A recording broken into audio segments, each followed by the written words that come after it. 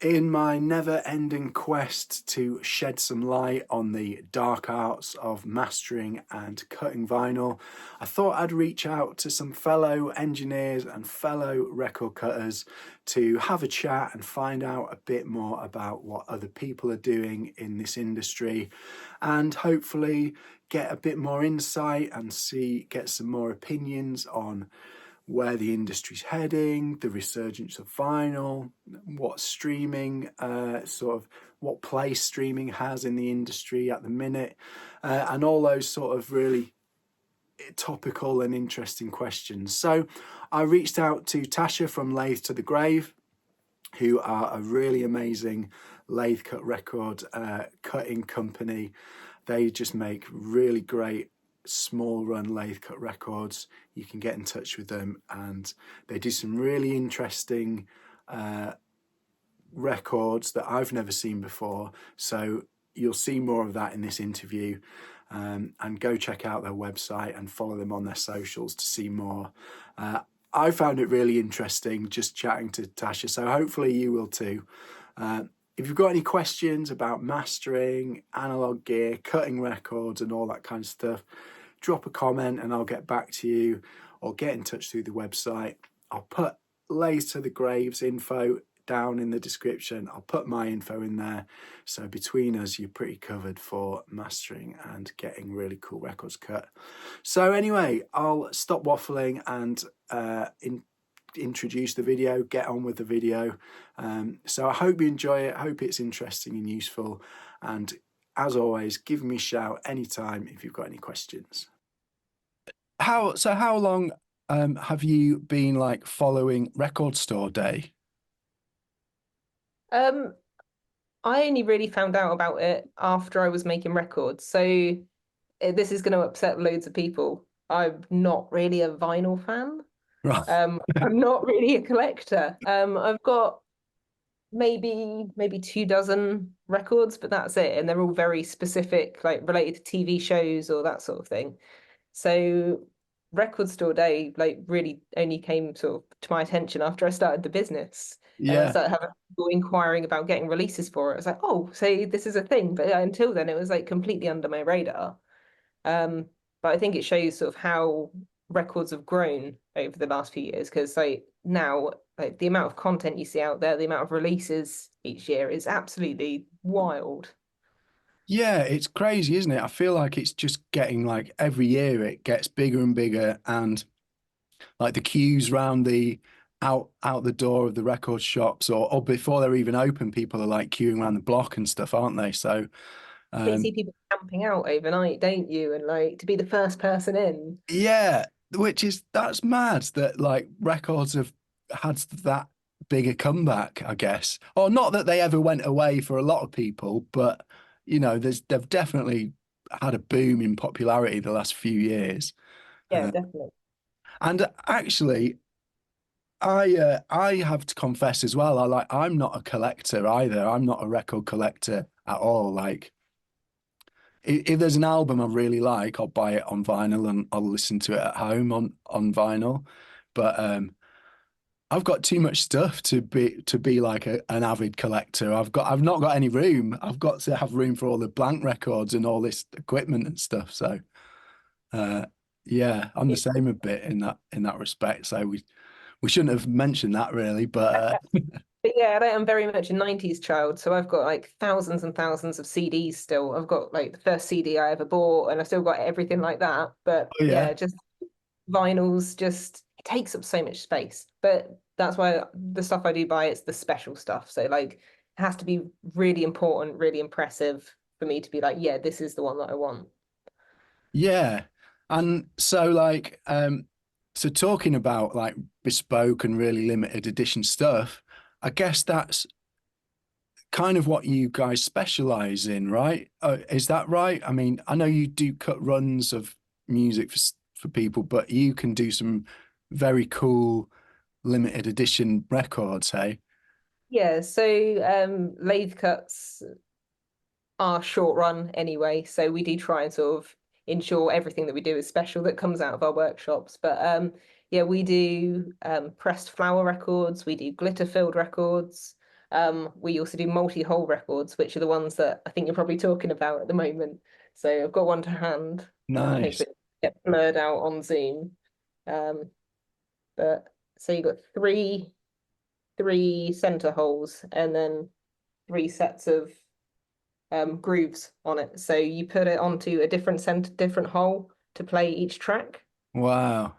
So the track around the outside runs from the center hole, Oh and then yeah. the off to one side one you've got a 5 inch, and off to the other side you've got a 7 inch. So Wow. yeah, so we've done ones like that. We've done infinity discs where you don't use the center hole, you put two holes either side, and it makes like the infinity symbol. Oh Uh, wow.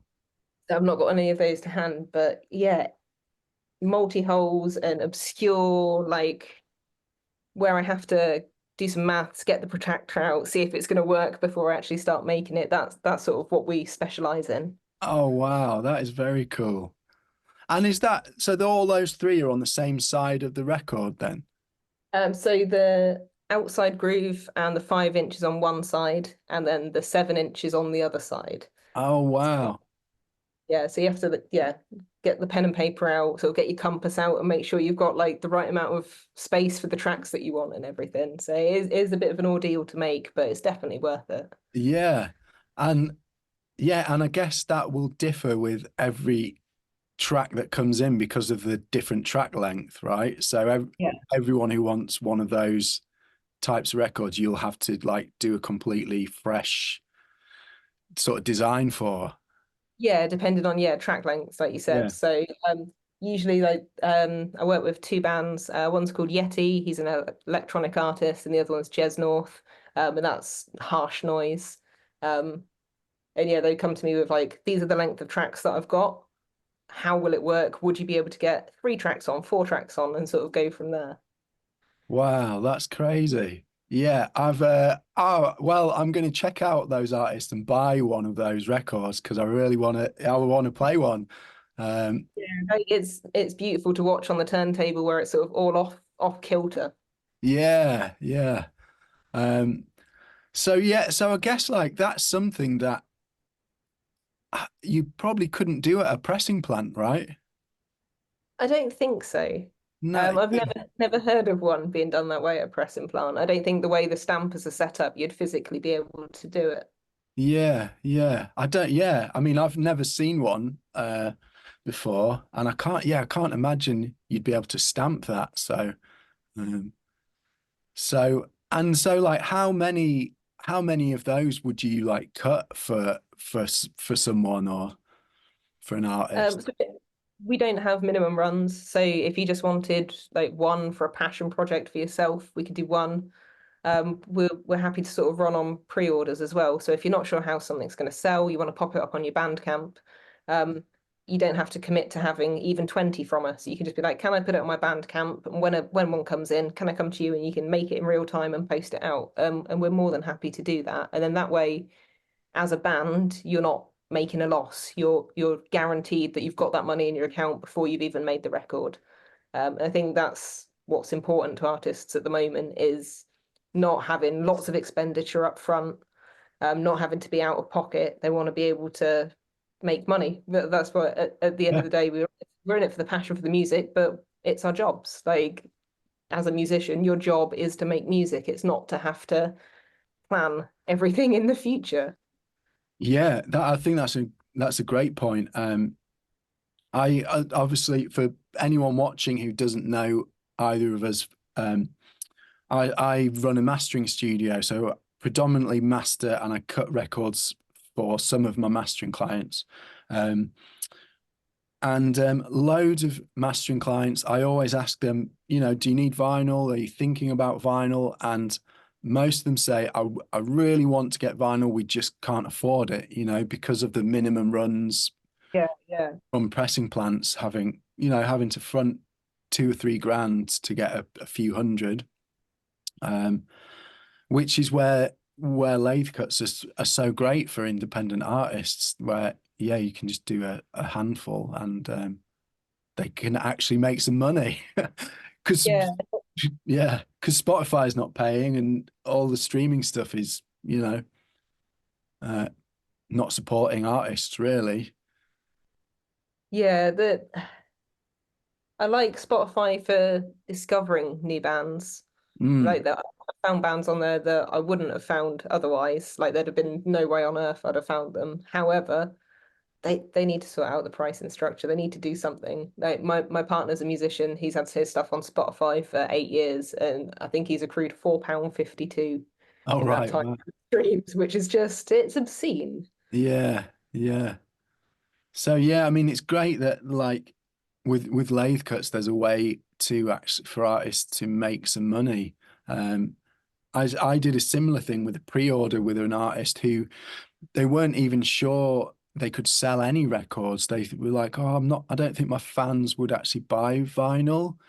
So I said, "Why don't you do a pre-order and just see?"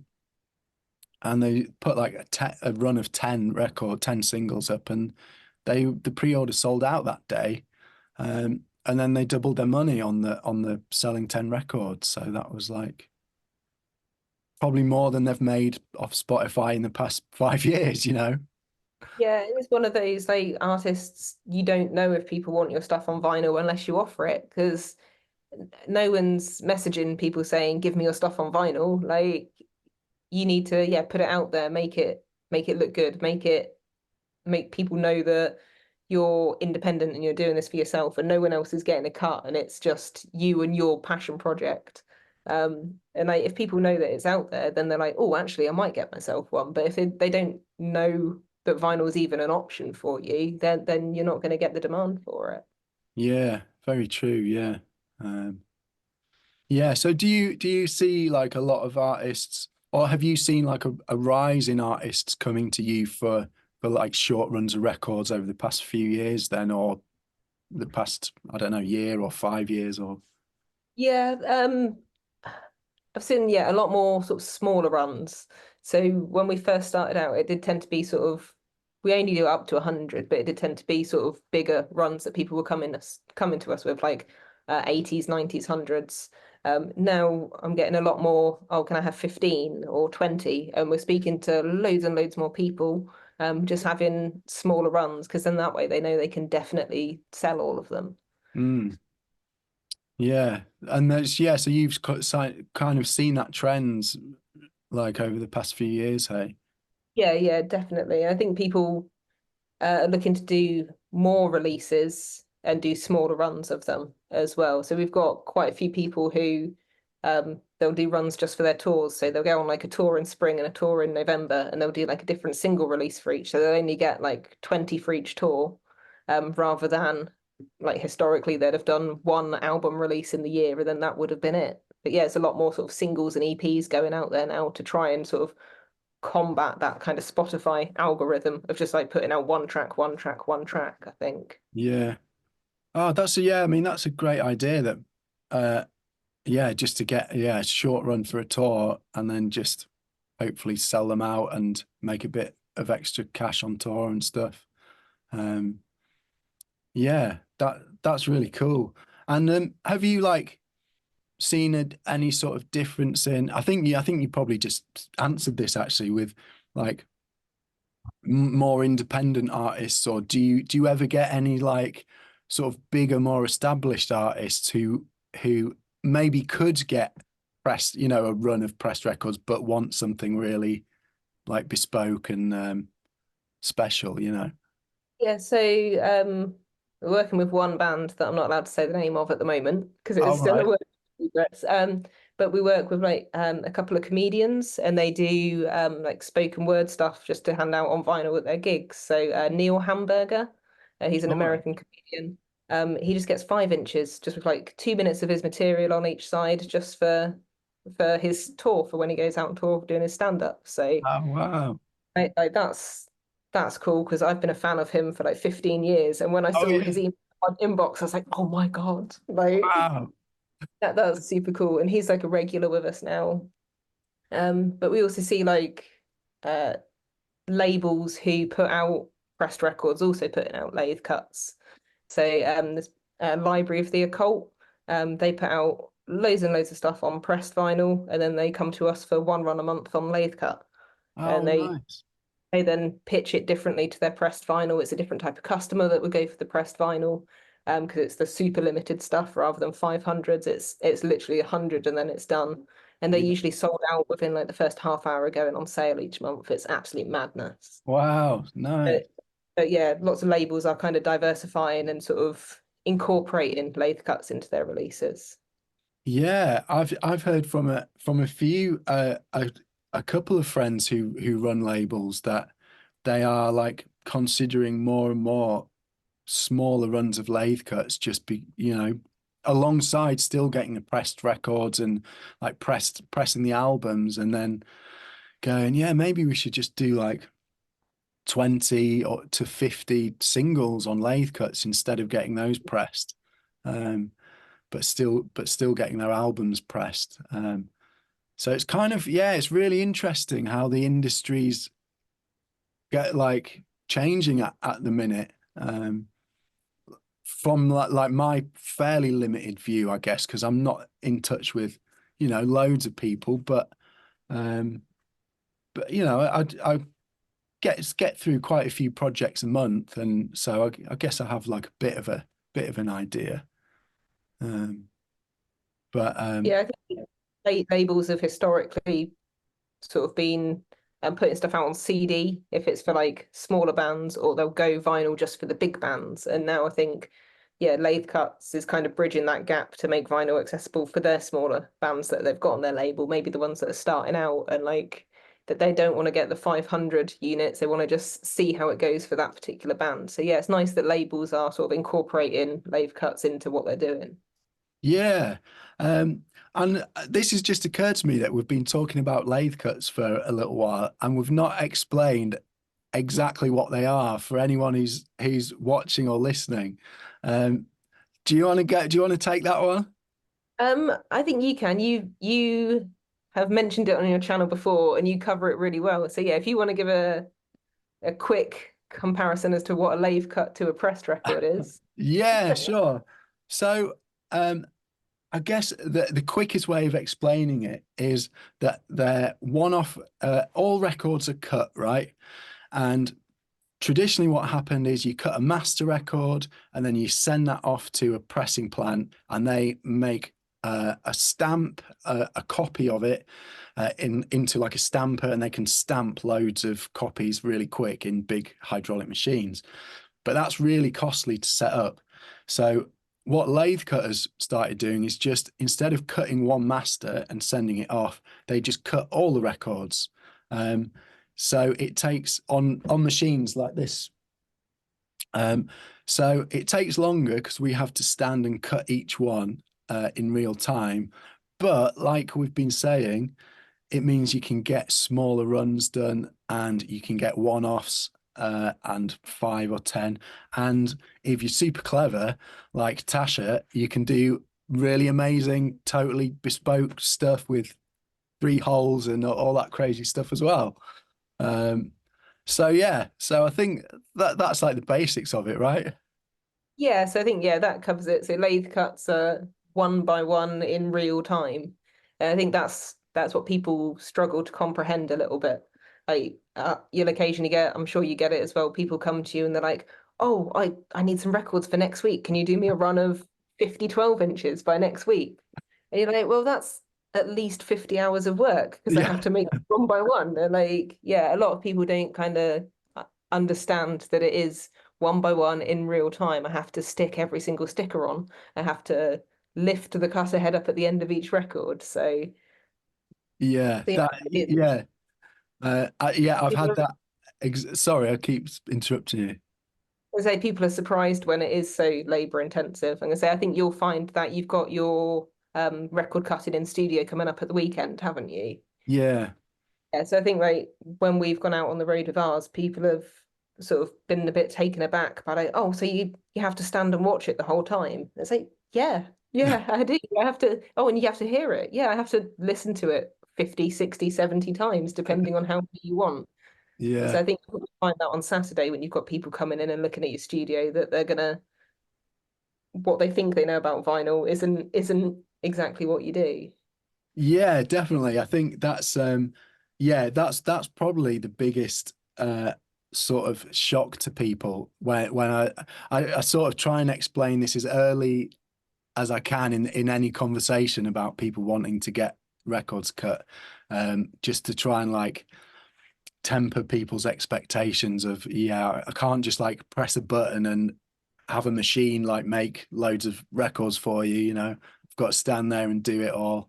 Um, and it can go wrong as well. Which I was doing a run of like 20 albums and I had like the most miscuts of ever in that single project. Um, so you can cut one side of an album, and then when you go to cut the other side, you can get nearly to the end, and then something might go wrong. So you've got to bin the record. Um, and yeah, people just are like, "Wow, yeah, I didn't realize it was that much work." Yeah, especially like albums, you spent 44 minutes making it and it's in the 45th minute and that's when it will go wrong. And it's yeah, just it's the material, but it's the time that you don't get back and time's sort of what eats away at what we can get in our schedule, I think. Yeah, yeah. Um, so I guess you have quite a few regulars now who actually who know about the process, so they get in touch with plenty of time before their releases and stuff, hey? Yeah, so our turnaround time fluctuates obviously depending on sort of what people come to us with. Mm, So sometimes we can get stuff turned around in 4 weeks. Sometimes like if it's a big project, you want like 80 copies of an album or something, it might need to be like a 12-week turnaround. But yeah, we've got quite a few regulars now. I've like had someone email me last week and I've got a release in the middle of August. When do I need to contact you? And like that's what I like to see is like I'm planning ahead. I know I want it for this date and then working backwards from that date. mm. Yeah, that's pretty handy. That's I mean, but even 12 weeks is pretty quick compared to pressing plants and stuff like that, hey? Yeah, and we've got ours down quite well at the minute. I think we're working on an 8 week turnaround at the moment. Oh, But we've got two machines, so I can run them simultaneously. So it means you can sort of get those records out a little bit quicker. For the first 5.5 years of the business, we only had one machine. And right. the difference having a second machine makes is unreal, absolutely unreal.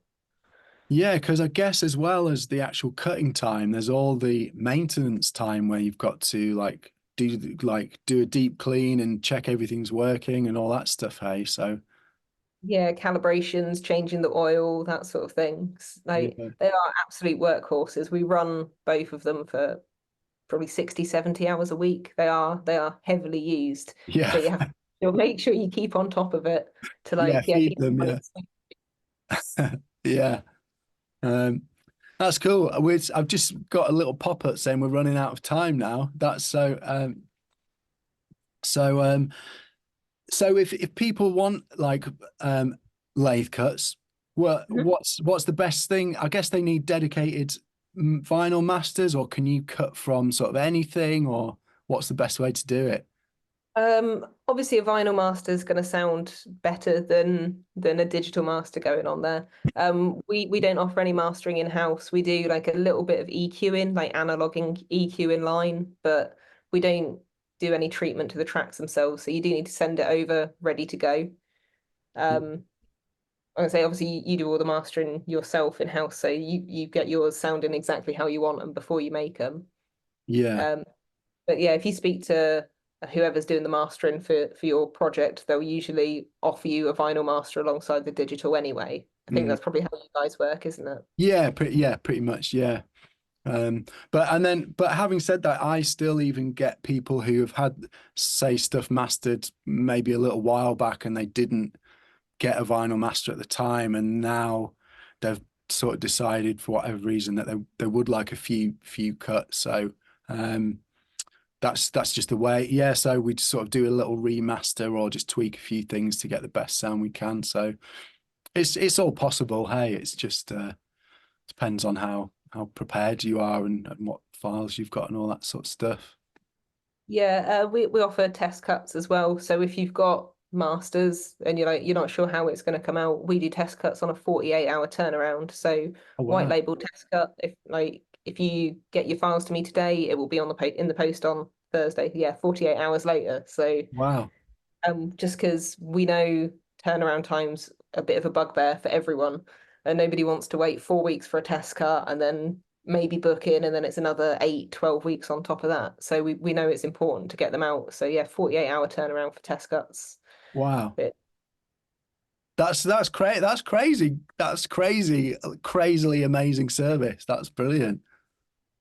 yeah, like, it's made a huge difference to us as well. Like we're getting a lot of customers like coming back to us straight away with it.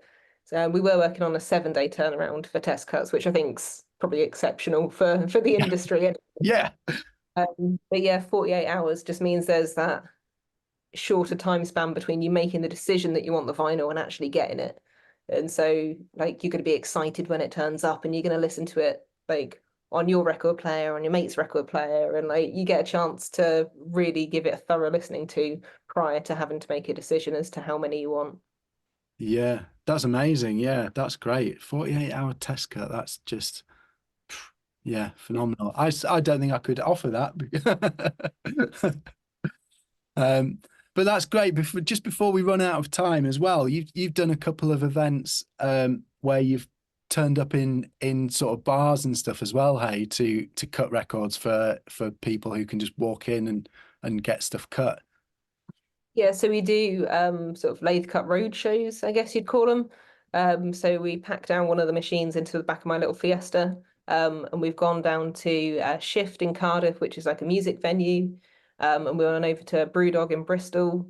And basically, people can turn up. They can bring down a CD, they can bring down like a Dropbox link, they can bring a USB stick, whatever format they want to bring it down on, and we can make the record in front of them, sort of talking through the machine, the process. Um, and they can see their record get made in front of them. That's very, Um, we we also do sort of lathe cut parties as well. So if you want to hire us out for a day, so you've got like someone's 40th birthday and they're in a band, you can hire us out for the afternoon and we will make like as many records as we can make in front of you for the day. So you can get like your dad's band from the 90s, you can get his music put on vinyl in front of him at his birthday parties, doing stuff like that. So oh yeah, wow. trying to get out and about and seeing people because I'm sure you get it. Like we're hermits, Yeah. really. Yeah. Yeah, you're in your workshop all day. We don't really see any people other than the delivery man. So yeah, it's nice Yeah. to get out and actually talk to people in person. Nice. Oh well, that's cool. Well, yeah, I'm gonna think of someone's birthday and book you guys to come up to Leeds then and do a record cutting party up north. That would be very cool.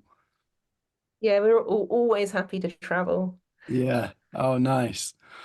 Cool. Well, we'll wrap it up there before we get just cut off from the Zoom thingy. But yeah, really, really nice to like talk. I've been following you on Instagram for ages, so it's nice to actually chat and find out a bit more about all the cool stuff you're cutting.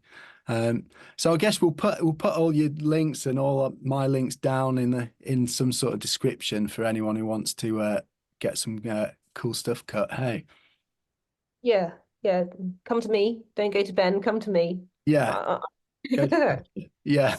yeah, mastering over to Ben, and then yeah, weird stuff. Please definitely come over to me. Yeah, for sure. Yeah, I don't do any of that. So, yeah, I'll send anyone who asks for that sort of stuff to you.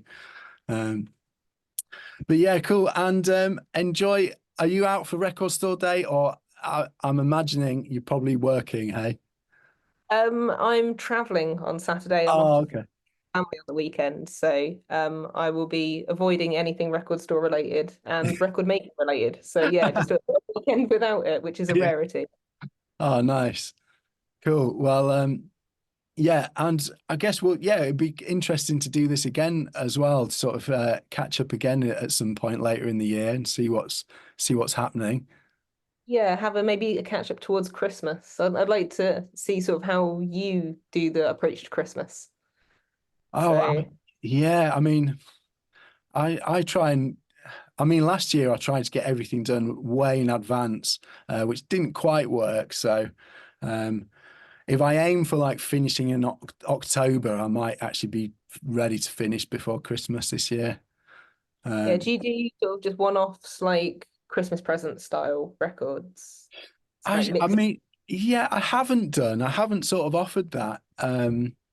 So I guess I only really do stuff that people get in touch and ask for. So I don't kind of advertise that sort of stuff. But yeah, we'll see. See what happens later in the year. Yeah, definitely. Yeah. Cool. All right. Well, nice one, Tasha. Nice speaking to you, and we'll catch up again soon. And like I say, we'll put your links and stuff in the description, and people can get in touch and get some music cut onto vinyl. Yeah, awesome. Thank you very much for giving me a shout to do this. I Oh, super appreciate it. yeah, no worries. Yeah, we'll have to catch up in person as well at some point soon, whenever you're up north or I'm down south. So yeah, it'd be great to sort of get together with a few more lathe cutters and have a bit of a chin wag. Yeah, they have like a big get together. Yeah, records lathe cutters party coming up some point. Definitely. All right, nice one. All right, Cheers. yeah, see you later. Bye.